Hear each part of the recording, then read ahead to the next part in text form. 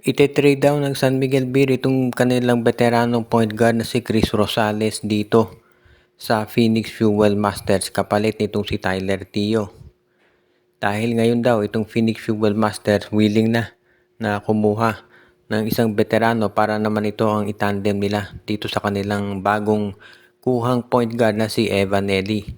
Kung inyong maaalala, itong si Evan Nelly ay nakuha nitong Phoenix Fuel Masters mula doon sa 3-team trade nila kasama ang Converge at yung Pure Blends. Kaya nga ngayon, na gusto raw nila makuha si Chris Rosales. Sa panig ng SMB, okay lang yung ganyan trade dahil itong si Tyler Tio, mas bata yan kaysa kay Chris Rosales at kilala din niya na high scoring guard at mataas ang basketball IQ. Kaya pwedeng pwede ito dito sa San Miguel. Alam din natin na ito si Tyler Tio ay isang mahusay na 3-point scorer. So bagay yan dito sa opensa ng SMB. Kapag nagkataon, tatlo na yung magiging matitikas na point guard ng Beermen. Itong si Tyler Tio, si Wami Tiongson at si Chris Ross. At syempre, alam natin na kinakailangan ng San Miguel ng mga 3-point shooter na ipapaligid dito kay Junmar Fajardo para mas maganda takbo ng kanilang opensa. Kaya nga ngayon, mukhang sabihin natin inaayos na ang nasabing trade para ito'y matuloy. Mukhang fair naman yan, Chris Rosales for Tyler Tio at baka samahan ng second round pick ng San Miguel. Pero mukhang hindi pa sila tapos sa mga transaction at maski na itong Phoenix Fuel Masters. Kaya sigurado na dito sa mga darating pang araw, lalo na at alam natin malapit na yung draft, marami pang mga transaction na magaganap dito ngayon sa PBA. Kaya sigurado na medyo magiging interesting ang mga susunod na araw para dito sa San Miguel, pati na rin dito sa Phoenix Fuel Masters at sa iba pa na mga team sa PBA. Ang Barangay Ginebra ay kinuha ang unrestricted free agent na si Norbert Torres at ito ay magkakaroon daw ng kontrata dito sa Gene Kings. Inamin at kinumpirma ni Meralco coach Luigi Trillo na nirelease na nila itong si Norbert Torres at kaagad-agad naman itong inofera ng kontrata ng Barangay Ginebra. Ito si Norbert Torres ay 6'6 player na merong 3-point scoring at syempre bagay yan dito sa Barangay Ginebra dahil yan ang hinahanap nila ngayon.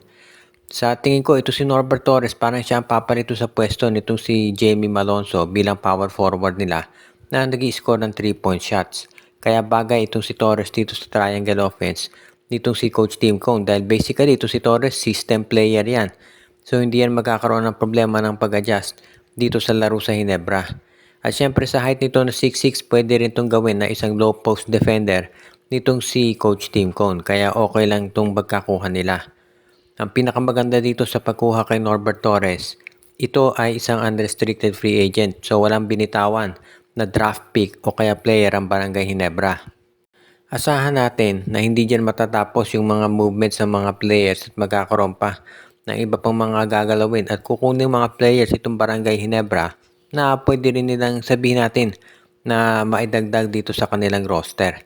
Sigurado naman na si Coach Tim Cone, of course nakaabang yan dito sa draft na gaganapin ngayong linggo at asahan natin na magiging maganda yung kanilang sabihin nating adjustment pagdating sa kanilang rotation. At sigurado na magkakaroon ng sabihin na natin mas mabigat na movements itong mga players kapag natuloy na yung tinatawag nila na major movements ng mga line-up. Kaya nga ngayon dito natin makikita talaga ang magiging maganda kalalabasan nitong Barangay Ginebra sa pagkakukuha nila dito kay Norbert Torres. Totoo nga ba ang lumalabas na balita na itong gaano nga ba katotoo na ang balita na itong si J.O. Chu daw yan ang magiging number 1 draft pick? Meron kasing lumalabas na reports na ito raw Terra Firma Jeep ay kukunin itong si J.O. Chu bilang number 1 pick at pagkatapos sa ite-trade dito sa Magnolia Chicken Templados. Dahil ang Magnolia ay nangangailangan ngayon ng isang center. Siyempre wala namang magugulat doon sa balita na ite-trade nga ng Terra Firma yung kanilang number 1 draft picks dito sa SMC. Palagi namang ganyan ang nangyayari. So abangan na lang natin kung sakali nga na matuloy ito. As it is, dito natin talaga makikita na medyo magiging matindi yung sabihin nating changes dito sa roster ng Magnolia kung makuha nga nila itong si J.O. Chu. Alam natin na malakas na player yan. Although sabi nga nung iba medyo hilaw pa. Pero sa totoo marami na yung may itulong dito sa Magnolia Chicken Templados kapag nakuha nila.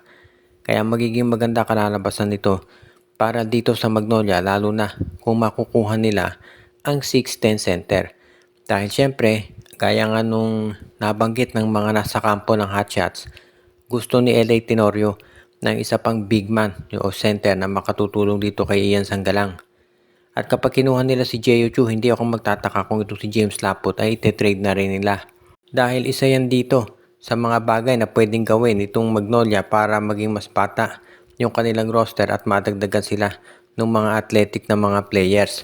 Dahil syempre kung ikaw naman ang Magnolia, gugustuhin mo talaga na yung mga players na makukuha mo, yung magiging sulit yung performance para dito sa iyong lineup. At gusto naman talaga ng Magnolia na masiguro na yung mga darating na mga players dito sa kanilang roster ay yung talagang magiging fit. At ang huli nating balita ngayon ay itong TNT Tropang Giga ay naghahanda na para sa pagkuha ng iba pang mga players, partikular na yung big men. Alam natin na sinubukan nilang kunin to si Justin Chua pero napornada yung trade dahil mukhang iba ang binabalak ngayon nitong MVP group. Ito kasing lineup ng TNT Tropang Giga ngayon, baka ang tinitignan daw ay si Kevin Ferrer. Si Kevin Ferrer ay naglalaro dito sa Terra Firma Jeep. Pero malamang ito'y pakawalan na dahil hindi naman siya masyadong nagagamit. Siyempre, maganda to para kay Ferrer. Isipin mo kung galing ka sa isang Terra Firma Jeep na laging kulelat at mapupunta ka sa isang TNT Tropang Giga na posibleng maka Grand Slam ngayong season, abay ang laking bagay niyan.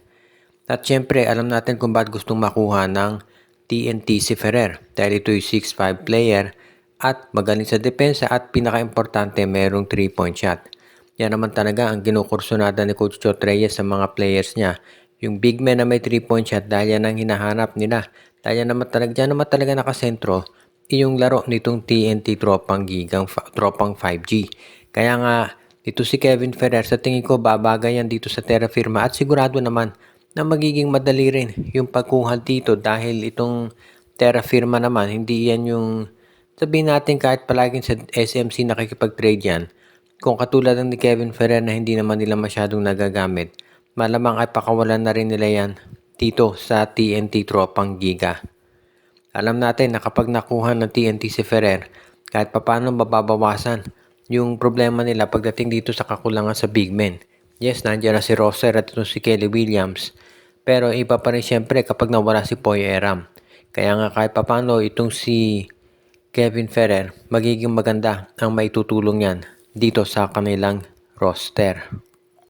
Bago tayo magwakas ay binabati muna natin ang ating mga taga-subaybay katulad ni Joshua Giray, si Ireneo Salangsang, si Dexter Domer, Katsakino Dukusin, si RG Bueno, pati na rin si Anthony Alon, si Michael D, si Malyari Mascarinas, Dalmacio de Guzman at ang iba pa.